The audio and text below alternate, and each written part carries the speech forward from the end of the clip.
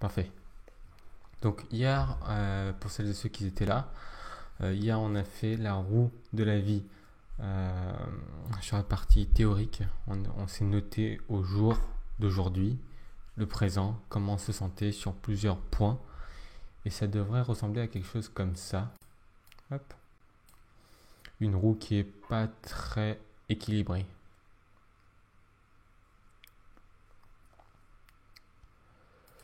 Ce que je vous ai demandé de faire pour aujourd'hui à la fin, hier, c'était de noter la roue. Et au niveau de la roue, de la noter de façon comment vous voudriez que votre roue soit d'ici un futur proche. Dans l'idéal, 3 mois. Dans l'idéal, 3 mois. Parce qu'on ne peut pas être partout à la fois. Donc, dans l'idéal, 3 mois, où est-ce que vous souhaiteriez que votre roue évolue dans 3 mois. Donc, vous remettez les notes de votre vie idéale. Par exemple, si aujourd'hui, dans votre corps, vous vous sentez pas très bien, vous êtes à 4, vous n'avez pas beaucoup d'énergie, vous ne vous trouvez pas forcément très dynamique, assez tonique, assez fin, assez musclé, je ne sais rien. Peu importe la thématique, et vous êtes à 4 en tout cas. Et vous décidez de vouloir être à 8 par exemple, de vouloir être à 8. Et pour être à 8, tout simplement, il faut faire des choses. Et entre 4 et 8, il y a 4 niveaux de différence, c'est un plus 4 qu'on va chercher. D'accord. Bon, là, on était à 4 à 8. Et on a noté plusieurs autres parties de notre vie, très différemment. Et peut-être qu'il y a une partie où on était à 3 et on veut être à 8 aussi. Par exemple, au niveau de la finance. Je gagne beaucoup d'argent, je gagne 3 000, 4 000, 5 000 euros, mais j'arrive quand même à finir dans le rouge et à emprunter pour le mois d'après. Véridique, j'ai un client qui gagne 5 500 euros et il emprunte quand même de l'argent à la fin de chaque mois. Donc là, vous êtes dans le rouge, vous n'êtes pas content, pas contente du tout de vos finances par exemple. Vous êtes à 3 et vous aimeriez les assainir et au plus rapidement possible parce que vous arrivez à un certain âge où vous voulez mettre de côté pour vos projets futurs ou pour votre famille, etc., etc. Donc là, on met jusqu'à 8 et là, il y a plus 5. Là, on met plus 5. Donc, je vous invite à mettre les petites roues de la vie, mettre les notes et de calculer maintenant la différence entre la roue que vous avez maintenant et la roue d'avant. Une roue d'avant, ça peut ressembler à ça. C'est pas une très bonne qualité, mais c'est juste pour vous montrer. Bon, voilà, c'est les sentiments, le monde, etc. C'est une roue qui est différente que ce que je vous ai fait faire. Il y a plein de roues différentes, mais la roue qu'on a faite hier est déjà très très bien. Donc, je vous invite à faire ça. Alors, je peux aller aussi dans la Dropbox, dans ressources, Matinal ressources. Cette Dropbox, elle est littéralement téléchargeable. Hein. Je vous ai donné le lien. Voilà à quoi ressemble notre roue. Donc sur notre roue, si on a placé la spiritualité à 8 et qu'on veut aller au 10, bah, ça fait plus 2 et c'est peut-être pas ce qu'il y a de plus intéressant à aller chercher. Vous voyez, c'est pas ce qu'il y a de plus important et intéressant à aller chercher. Ensuite, on fait la différence. Donc je répète exprès pour laisser le temps aux personnes qui n'ont pas fait l'exercice de le faire aussi. Et on va commencer à creuser une partie. On va creuser une partie. Par exemple là. On a dit peut-être je vais prendre le sport parce que le sport c'est quelque chose que je connais actuellement. Donc j'ai été un peu rondelé petit et puis à titre personnel j'ai été un peu rondelé petit et donc j'ai toujours voulu avoir un corps un peu plus on va dire sportif, surtout que j'étais en sport-études donc j'avais à l'époque mes collègues qui étaient tous très très sportifs, qui avaient un modèle de voiture en V. Et puis moi, j'avais le modèle H, quoi. C'était tout droit. Et j'ai toujours eu cette envie d'avoir un corps un peu plus sportif. Et donc c'est un peu mon cas, donc c'est très facile pour moi d'en parler. Et je prends le cas du sportif. Donc je suis passé du corps, je crois, qui était à 6 à 8. Donc non, je crois que c'était à 5. J'étais neutre et je voulais aller à 8. Donc on est sur un delta de plus 3. Et c'est l'une de mes 3 priorités. Hein. Donc si je prends ce cas-là, c'est exactement ce qu'on a fait il n'y a pas longtemps, il y a 2 jours, pour le photographe. Là, on va le faire pour le sportif. Et ça peut être appliqué dans tous les domaines de la vie. Et je vous invite d'ailleurs à faire ça dans tous les domaines de la vie. Mais là, sauf qu'on met un challenge supplémentaire. Un challenge de 90 jours. Parce que notre temps ne sait pas faire un plan sur un mois. Alors que sur 90 jours, il sait faire. Donc j'ai incorporé là, depuis déjà un mois, des séances de musculation. D'accord ? 3 par semaine. Depuis une semaine, je fais du HIIT ou du stretching. Donc ça fait 2 par semaine, 2 séances. Ah non, ça fait 5 séances par semaine en fait. Si j'ajoute tout. Ah non, même 7 parce qu'il y a aussi les week-ends. 7 séances par semaine. Ok. Alors le but, comme c'est d'écrire le moins possible, donc on va écrire 7 séances /7. Et là aussi, 3 en plus semaine, ça prend pas d'S. Et enfin, je me suis dit, nourriture.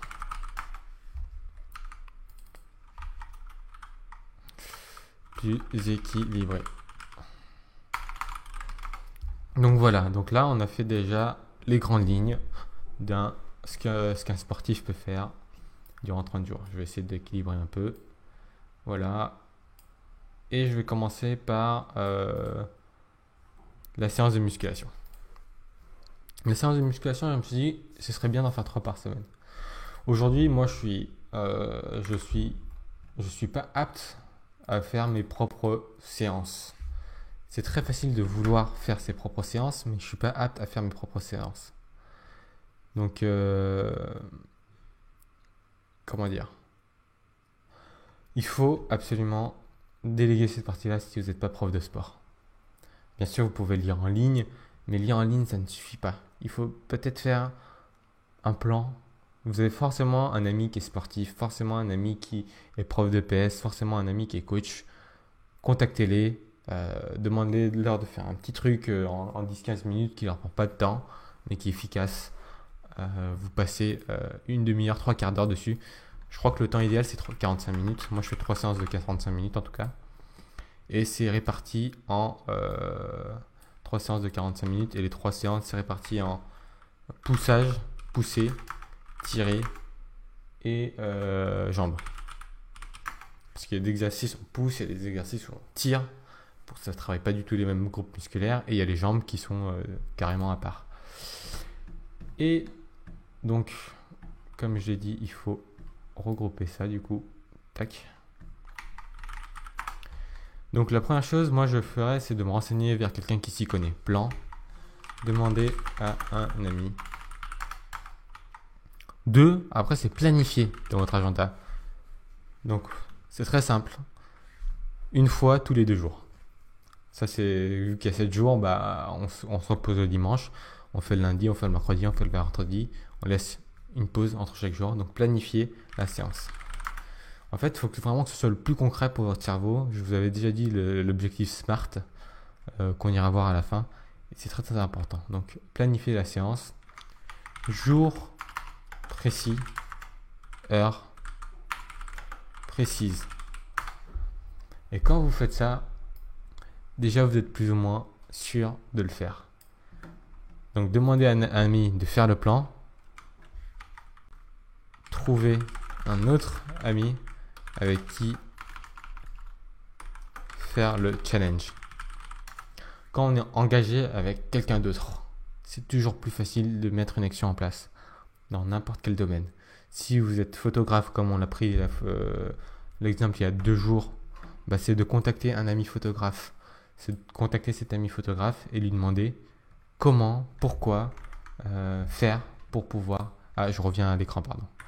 Je reviens à l'écran, merci pour la petite notification sur Twitch. Comment, pourquoi faire la séance, en discuter, poser le comment, pourquoi et le faire avec. Parce que quand on est motivé par l'extérieur, il y a l'ego qui rentre en jeu, il y a la motivation de l'un à l'autre et tout simplement il y a le facteur humain, social, donc ça rend la chose un peu plus fun aussi. HIIT et stretching. Donc déjà j'ai un plan pour la musculation, le HIIT et le stretching, je veux pas de plan du tout. Alors moi les séances par semaine j'en fais 2 de stretching, une avec un coach et une moi-même avec partenaire. Je fais des séances aussi de HIIT. HIIT qui est high, qui veut dire high interval, non, high intensity je crois. Haute intensité avec des intervalles entraînement. En gros, il est prouvé aujourd'hui que il y a plusieurs formes de sport, ils ont fait plein de tests avec des gens différents et il se trouve que le HIIT, H-I-I-T, c'est celui qui suffirait, c'est celui qui prend le moins de temps, mais c'est celui qui est le plus intense en même temps parce que ça regroupe cardio et musculation et c'est ce qui vous permet d'avoir le plus de, on va dire, de résultats en un temps court. Donc si vous êtes entrepreneur ou si vous aimez pas trop le sport et que vous voulez pas passer trop de temps là-dessus, le HIIT est un excellent moyen pour faire du sport en un temps quand vous n'avez pas beaucoup de temps. Bien sûr, il y a aussi la possibilité de faire du yoga. J'ai mis HIIT, mais ça peut être yoga, ça peut être tai chi, ça peut être plein de choses. Qu'est-ce qui vous parle à vous, bien sûr. Moi, c'est ce que je voulais faire parce que je veux des résultats visibles physiquement, plus que être en bonne santé. Je sais que ça paraît superficiel, mais c'est quelque chose qui vient depuis très longtemps. Au début, je me suis toujours dit, David, c'est superficiel, nanani, nanana. Mais comme je suis dans le non-jugement et je me suis dit, enfin maintenant, je me suis dit, ça sert à quoi de te juger, tu as envie de ça depuis tellement longtemps, offre-le toi. Et qu'est-ce qu'il faut faire? Faut faire ça. Donc, pendant les 7 séances, moi j'ai une personne avec qui faire la séance, qui est d'ailleurs présente. Je lui fais coucou, elle va se reconnaître. Et ça va en fait nous permettre de nous booster et de passer à l'action et tout simplement tous les deux d'avoir des résultats pendant cette période de confinement où il y a plein de choses à faire et pourquoi pas atteindre des choses qu'on a envie d'atteindre depuis très longtemps. Donc voilà l'objectif sport. L'objectif, c'est pas sport, c'est vraiment corps plutôt. Corps, vitalité, santé, c'était ça.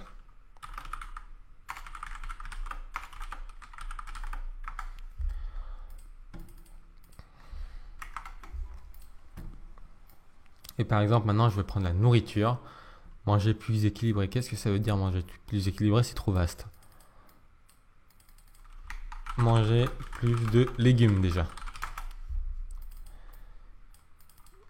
Éviter le sucre. Éviter le mauvais gras aussi. Et par contre, on n'est pas des maniaques. Aussi, il faut mettre un cheat day. Donc, un repas triche. J'essaie d'enlever l'anglicisme. Mettre un repas triche. C'est-à-dire que pendant un repas, on se fait plaisir, quoi. Voilà, éviter le sucre, éviter le gras. J'ai pas besoin, moi, à titre personnel, de perdre du poids. Au contraire, j'aimerais en gagner, par exemple. Donc, c'est pas forcément dire manger moins. Moi, au contraire, c'est manger plus un peu partout. Ce serait l'idéal. Vous voyez ce que je veux dire? Est-ce que c'est clair aujourd'hui, ce matin? Parce que je vais dans le pratico-pratique. Donc, si vous me rejoignez en cours de route, ça peut être un peu perturbant. Est-ce que c'est clair?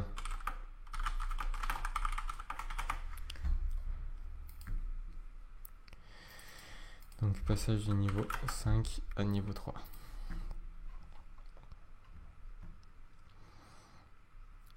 Voilà.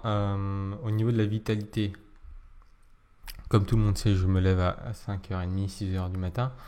Ce que je vais essayer d'implémenter maintenant, c'est la pause en milieu de journée. Je reprends parce que j'ai vu dans le chat plusieurs personnes me disant que c'était clair et qu'on voit très bien. Ok, super. Donc pause en milieu de journée. Hop. C'est-à-dire que comme je me lève à 5h30 du matin, 6h, je vais m'autoriser une pause dans les heures critiques. 2h, 2h30, 3h. Entre 14h et 3h, je m'autorise une petite sieste de 30 à 45 minutes. Voilà. Parce qu'on l'a déjà vu aussi récemment, et d'ailleurs je m'en suis rappelé en faisant ces lives là, donc ça me sert aussi ces lives à titre personnel, que la sieste de 30 à 45 minutes en plein milieu de la journée, ça permettait de booster la performance de 34%, aussi vrai chez les jeunes enfants que chez les ados, que chez les ingénieurs de la NASA. En moyenne, ça fait un boost de 34%, et encore plus important quand on est adulte. Donc la sieste de 34 à 45 minutes. Parce que je vais écrire, hein, parce qu'il y a des gens qui vont regarder le live après. Anecdote. Alors, c'est pas comme ça, c'est comme ça. NASA plus 34% perf. Voilà.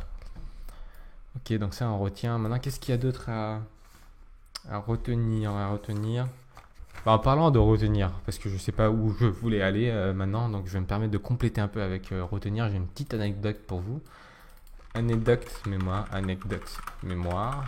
Ça mériterait de faire une mini vidéo, ça à part. Hein. Est-ce que je vous livre l'astuce? Est-ce que vous voulez savoir l'astuce sur l'anecdote mémoire? Si vous voulez le savoir, il faut faire. Je vous invite à mettre des petits cœurs, que je sache si ça vous intéresse ou pas d'avoir une anecdote mémoire. Des cœurs, des likes, si vous voulez en savoir plus. Dites-moi si vous voulez le savoir, sinon je ferai un autre live là-dessus. Ok. Bon, plutôt cool, vous voulez savoir. Je vois dans le chat Twitch qui disent que oui. Je vois aussi dans le chat... Ok. Parfait. Bon, bah, on va connaître l'anecdote mémoire. Je vous la partage. C'est tout simple. C'est une étude qui sort de chez Harvard, qui a été réalisée en 2013. Et qui avait pris 3 groupes d'étudiants. Ils ont fait 2 heures de cours, ils ont fait ça sur plusieurs groupes d'étudiants, ils ont validé la thèse. Ils ont pris 3 groupes d'étudiants. Ils font un cours et par contre ils mettaient la pause, parce qu'à Harvard, on sait que la pause de 30 minutes est obligatoire. Ça, on le sait. C'est-à-dire que toutes les 30 minutes, on change de cours théorique. Parce qu'un cours de théorie, au bout de 30 minutes, c'est ingérable pour le cerveau. C'est ingérable. Même au bout de 25 minutes. Pourquoi 30 minutes? Parce que peut-être 5 minutes, le temps de se mettre, de sortir les cahiers, etc. Donc 30 minutes. Au bout de 30 minutes, pause. Et ils font 3 groupes. Ils font un groupe qui, au bout des 30 minutes, sont invités à ne rien faire. Donc à glander comme une carotte. Le deuxième groupe, ils sont invités à relire les notes. Et le troisième groupe sont invités à poser des questions. Donc ils font ça pendant 2 heures, 30 minutes de cours, 5 minutes de pause, 30 minutes de cours, 5 minutes de pause, 30 minutes de cours, 5 minutes de pause, 30 minutes de cours. 30 minutes de cours, 3 fois 30 minutes de cours, 3 pauses. Et le dernier, c'était test de 30 minutes. Pour savoir qui a mieux mémorisé les questions. Alors du coup, je vous pose dans le chat, selon vous, qui a mieux retenu les notes? Qui a mieux retenu les notes? Bon, là, il y a un truc qui est chiant sur Mac, c'est le petit truc dès que je descends qui descend aussi. Est-ce que vous savez comment faire pour éviter ça? S'il y a des Mac, des Mac lovers ici, je suis intéressé. En tout cas, je vous pose la question, selon vous, c'est 1, 2 ou 3 qui va mieux retenir les cours? Je vous invite à réagir dans le chat avant que je puisse vous donner la réponse. 1, 2 ou 3. Super. 1, 2 ou 3 qui retient le mieux la réponse, selon vous. Alors, je vois déjà des réponses sur Twitch, j'en vois pas sur Facebook. Est-ce qu'on est en retard? Je vais voir. Je vais cliquer sur live.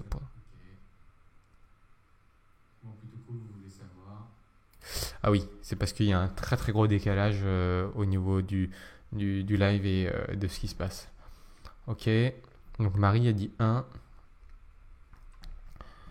Je suppose qu'en fait il y a un décalage en fonction de qui voit la vidéo, qui a commencé quand. Ça je ne le savais pas et maintenant je l'apprends. C'est pour ça que des fois je vois des grands décalages au niveau de la réponse et des questions que je pose. À voir comment je peux résoudre ça la prochaine fois. Hop. Du coup je me permets de donner la réponse. Marie a répondu 1. Alors déjà entre les classes qui font les pauses et les classes qui font pas de pause, ceux qui ne font rien ou ceux qui relisent les notes ont déjà un super résultat. Ok. Entre ceux qui font les cours, les pauses et ceux qui ne font pas les pauses parce qu'ils ont pris des classes qui faisaient des pauses ou pas, ceux qui faisaient des pauses ont des bien meilleurs résultats. Ça prouve que ça aide le cerveau à retenir. Encore une fois, le système éducatif des années 50 ne marche plus. Il faut renouveler. C'est pour ça que si vous pouvez, vous avez le moyen d'inscrire vos enfants dans les écoles Montessori, faites-le. C'est pas pour rien que les plus grands entrepreneurs américains aujourd'hui, que ce soit de Google, Facebook, Amazon, enfin pas Facebook, mais Amazon, Google, Tesla, etc., etc., ils sortent tous des écoles Montessori. Leur créativité et leur façon de voir leur monde de façon innovante.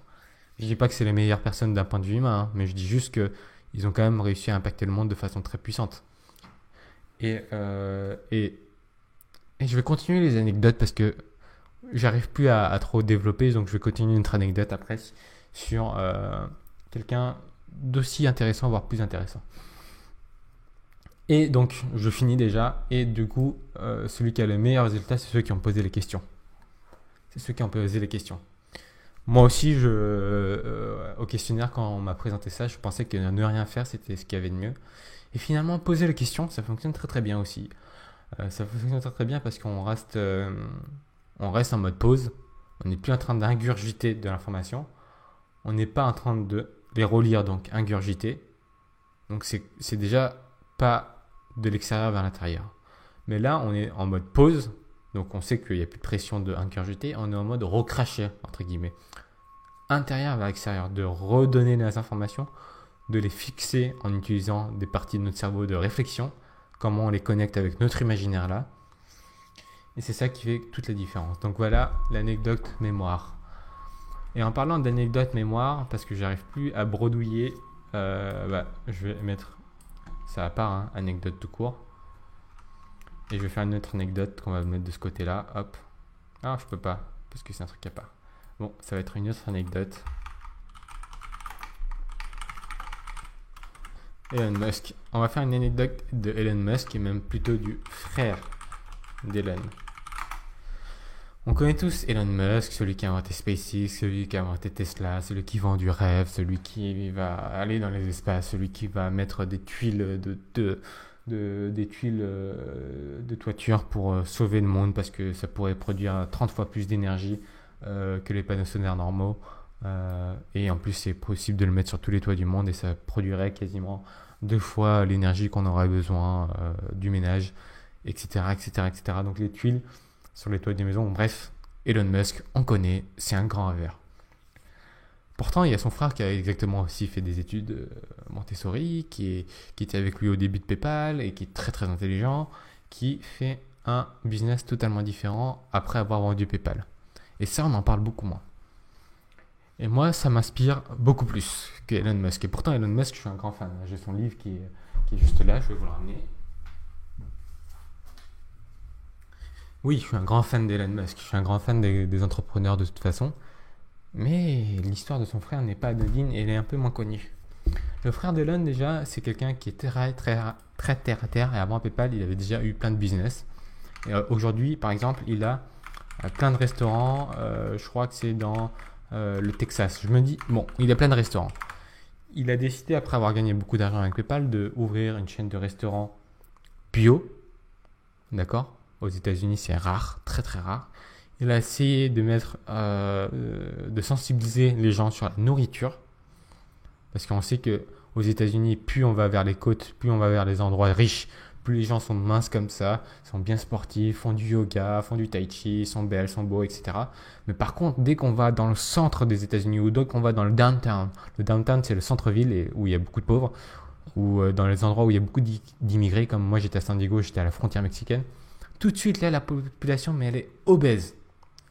On passe de affiches de magazine, photos de magazine, de couverture de magazine, à obésité monstrueuse, surtout quand on rentre dans l'Arizona, vu que j'ai fait des tournois de tennis par là-bas. Bah, c'est incroyable, il y a énormément de gens qui sont obèses, qui ne marchent même plus, qui sont avec des scooters électriques, qui ne se lèvent même plus. Je ne sais même pas s'ils prennent des douches parce que enfin voilà, c'était incroyable. C'est un autre monde, les États-Unis.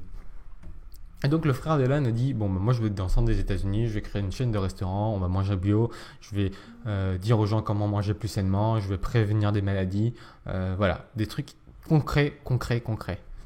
Il a aussi ouvert une industrie agriculture sans OGM, etc. Donc il fait des choses vraiment plutôt cool et on n'en parle pas beaucoup. Et pendant cette crise qu'on est en train de connaître, le frère d'Elon, c'est 15 restaurants, il en a une quinzaine je crois, il en a 15. Et ces 15 restaurants sont fermés, ils vont fermer aussi pendant la crise.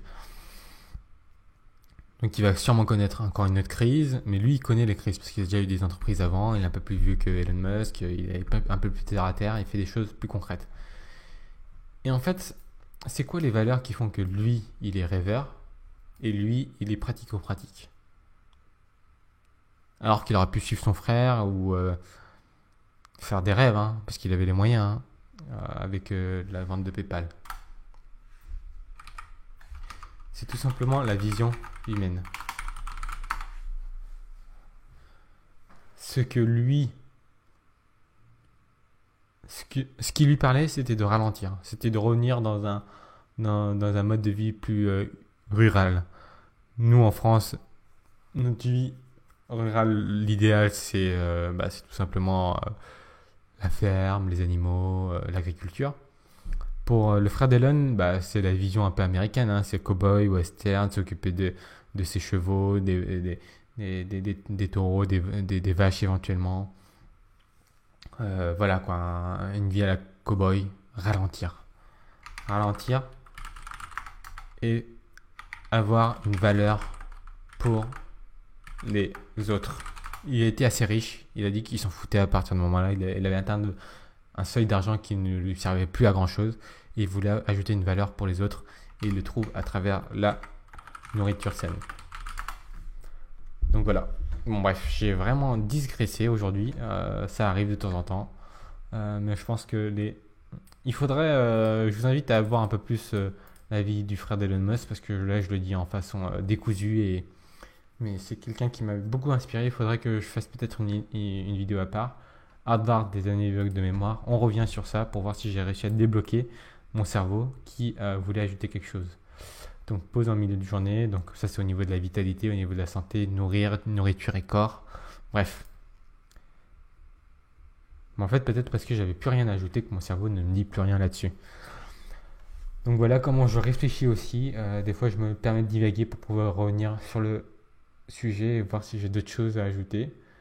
Apparemment là mon esprit, mon corps, mon intuition me dit que si je fais ça, j'atteindrai le niveau 8 que je voudrais dans 3 mois.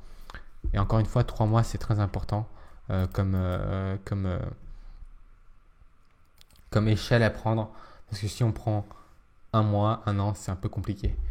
Et ne pas hésiter à mettre un tableau de visualisation pour celles et ceux qui ont besoin de visualiser. On a vu que la vision c'était quelque chose de très très puissant, qui ont besoin de visualiser. Je vous invite à mettre un tableau de visualisation.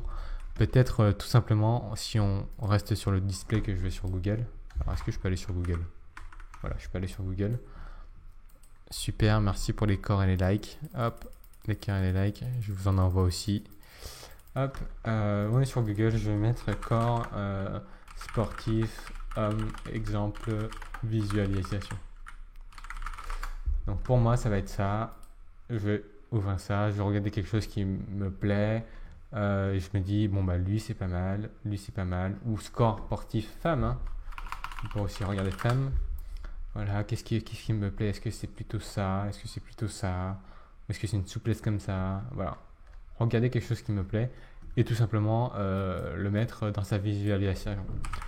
Alors moi, comme j'ai eu une croyance limitante pendant très longtemps, comme quoi à titre personnel, je croyais que les Asiatiques ne pouvaient pas avoir une carrière sportive, je me suis dit, ah, c'est normal que je suis en sport-études et c'est moi qui a le corps le plus normal, alors que les autres sont taillés, sont très sportifs, etc. Je me suis dit, bon, bah, c'est peut-être lié à ma génétique.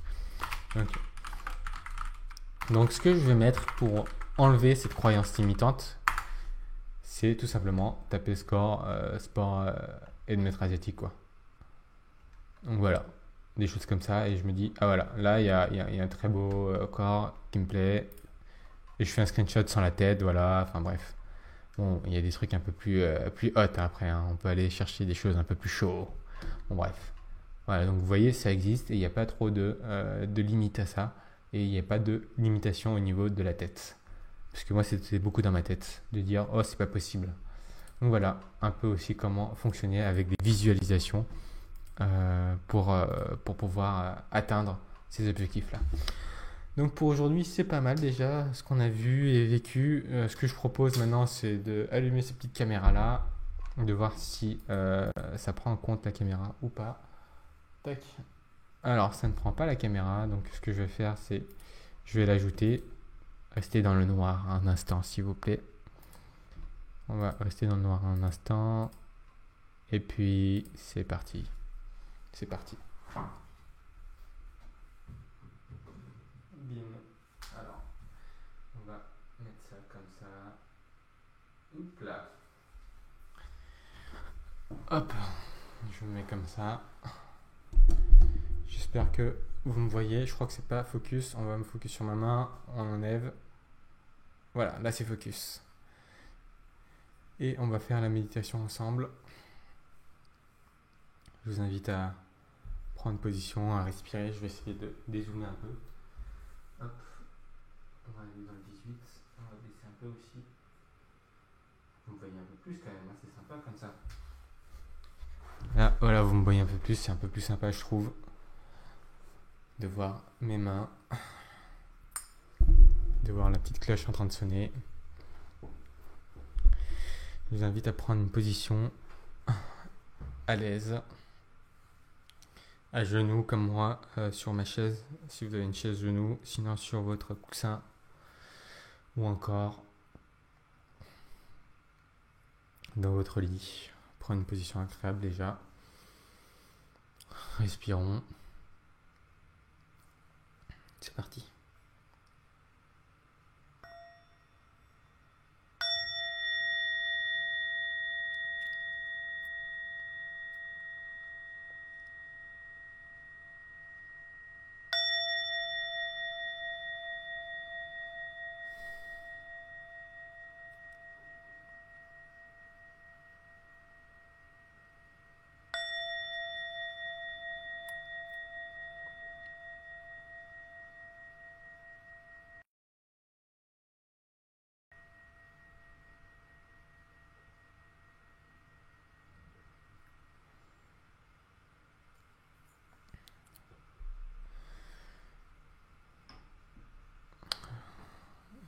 Un petit message pour Alexis, on pourra garder la méditation d'aujourd'hui dans la vidéo YouTube.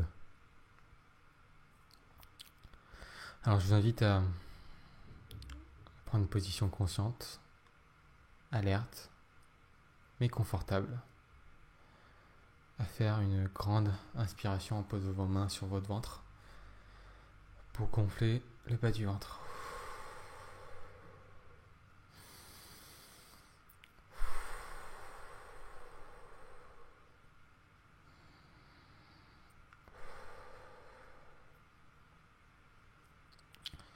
La méditation d'aujourd'hui, j'aimerais qu'elle soit intentionnelle au niveau du coaching. Elle va être guidée dans je suis assez, J'ai tout ce qu'il me faut.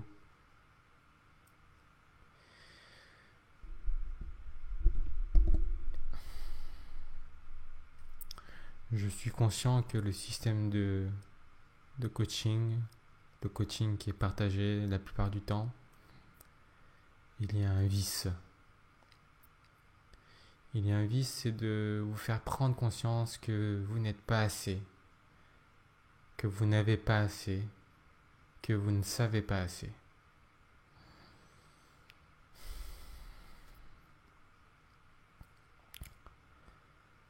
Dans ces séances de coaching du matin, de développement personnel, j'ai envie que vous répétiez après moi. J'ai tout ce qu'il me faut.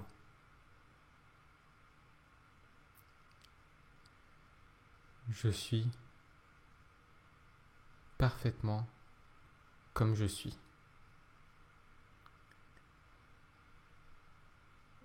Et mon être est tout ce qu'il est. Et mon être est tout ce qu'il est. Je n'ai pas besoin de plus. Je n'ai pas besoin de moins.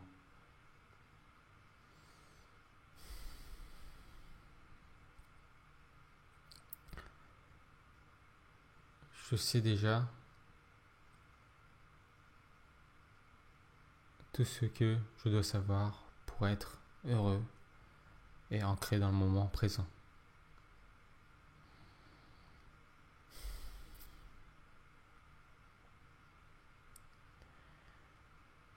Avec la roue de la vie, j'ai identifié des endroits où je me sentais pas à l'aise. Des endroits où j'étais en totale neutralité.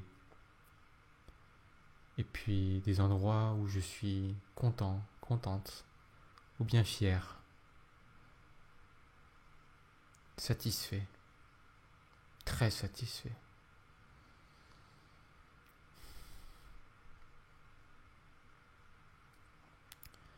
Et en réalisant la roue de la vie dans 3 mois, celle qu'on aimerait atteindre dans 3 mois, en réalisant la roue de la vie du futur, proche, je remarque qu'il y a des zones de ma vie que je souhaiterais améliorer. Des zones de ma vie que je souhaiterais augmenter de niveau.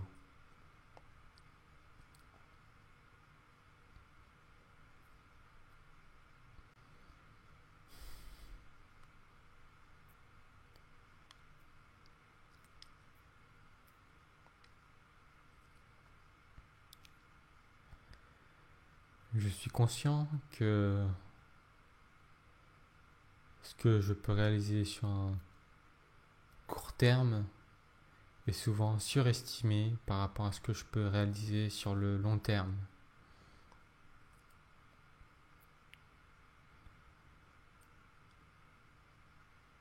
L'être humain surestime ce qu'il peut faire en 1 an, mais sous-estime ce qu'il peut réaliser sur 10 ans.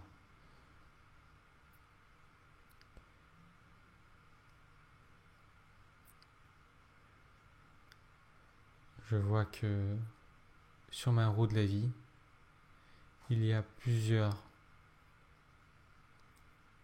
lieux, plusieurs endroits où je pourrais améliorer ma roue de la vie.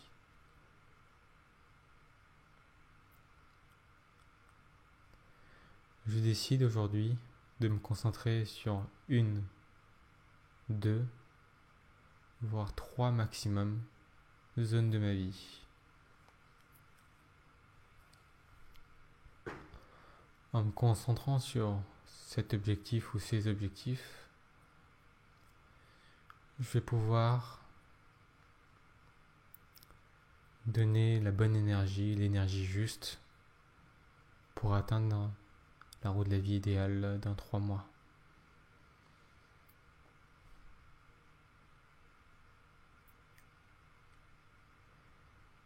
Et pendant tout le parcours, Je ne suis pas obsédé par l'arrivée.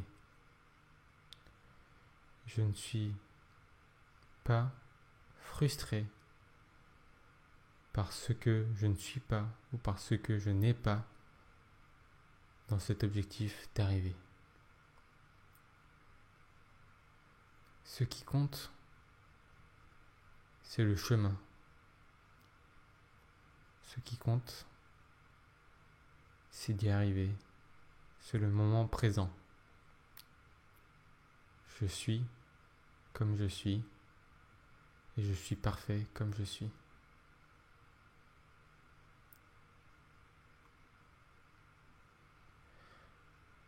Je choisis ces objectifs en fonction de mes envies et mes désirs profonds et non pas de ce que la société m'inculque et m'impose.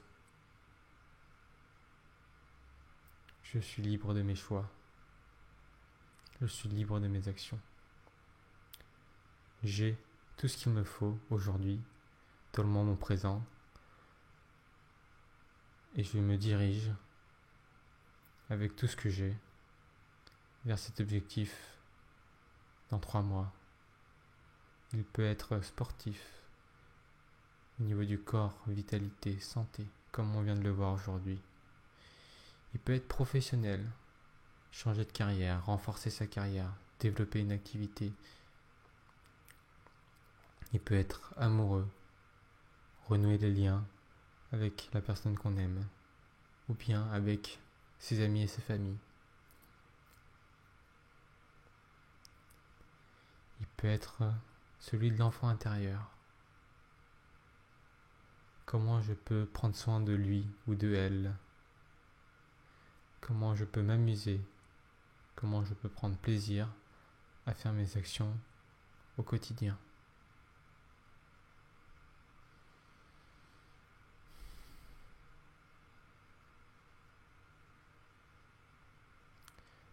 Et ça peut être toutes les autres parties de la roue de la vie.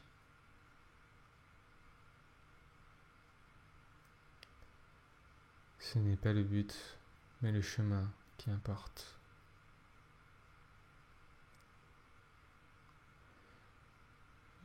Répétez après moi, j'ai tout ce qu'il me faut. Je suis parfait comme je suis. Je n'ai besoin de rien de plus, rien de moins.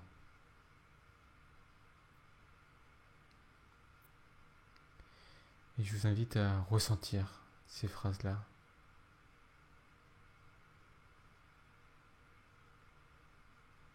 Et ne pas tomber dans les pièges du coaching classique.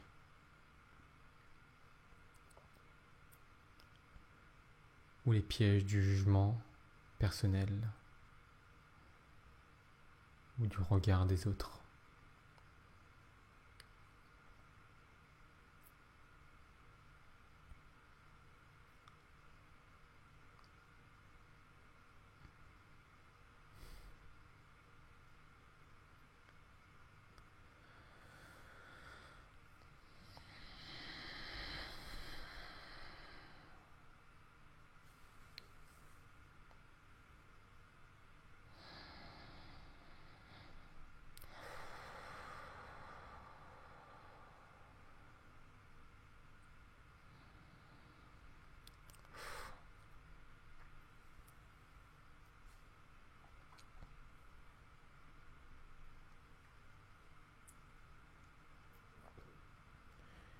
Je vais à présent vous inviter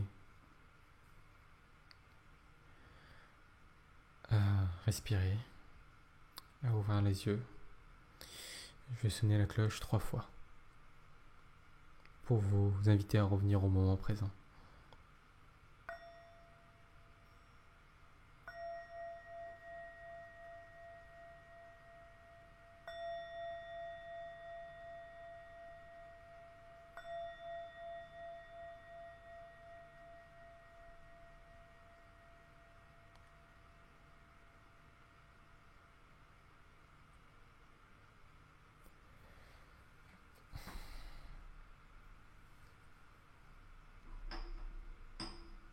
Hop, comme vous voyez un peu le fond, je vais mettre la cloche là, c'est sympa de la voir. Hop. Voilà pour aujourd'hui. Je vous remercie à toutes et à tous d'avoir été présents. J'espère que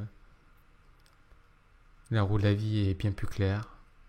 C'est un exercice qu'il faudrait faire peut-être dans un premier temps, peut-être une fois par semaine, puis une fois tous les 14 jours, puis une fois par mois. Et c'est un exercice très puissant à utiliser une fois par trimestre. Dans mon mode de fonctionnement, j'ai toujours 90 jours d'action et une semaine de réflexion. C'est comme ça que je fonctionne. Et pendant la semaine de réflexion, je ne prends pas de rendez-vous, je ne fais rien. Je réfléchis à ce que j'ai fait. Je regarde mon agenda passé. Ok, j'ai fait tout ça. Et c'est là qu'on ressent aussi parfois, et souvent d'ailleurs, un sentiment de gratitude et de satisfaction. J'ai pas la gratitude naturelle, malheureusement, comme la plupart des gens qui sont autour de moi dans ma pratique de méditation. Moi, je sais que c'est un gros point faible, j'ai pas la gratitude qui vient automatiquement. Mais pendant ma semaine de réflexion, je prends le temps de regarder tous les to-do list que j'ai fait, toutes les actions que j'ai fait, tous les rendez-vous que j'ai pris, toutes les sorties que j'ai faites, tous les plaisirs que je me suis offert. Et là, je me sens envahi d'amour et de gratitude à ce moment-là. Et c'est ce que je vous invite aussi à faire pendant cette période-là. Donc voilà. Apparemment, il y a un décalage entre mon micro et la vidéo selon une personne sur Twitch. J'essaierai de arranger cela. Sur ce, je vous souhaite une belle journée, une bonne semaine aussi, parce que la semaine n'est pas finie. Et je vous dis à demain 7h pour le sujet suivant que vous découvrirez demain de toute façon. Donc merci pour votre présence. À très bientôt. Salut, c'est Alexis de l'équipe d'Ali.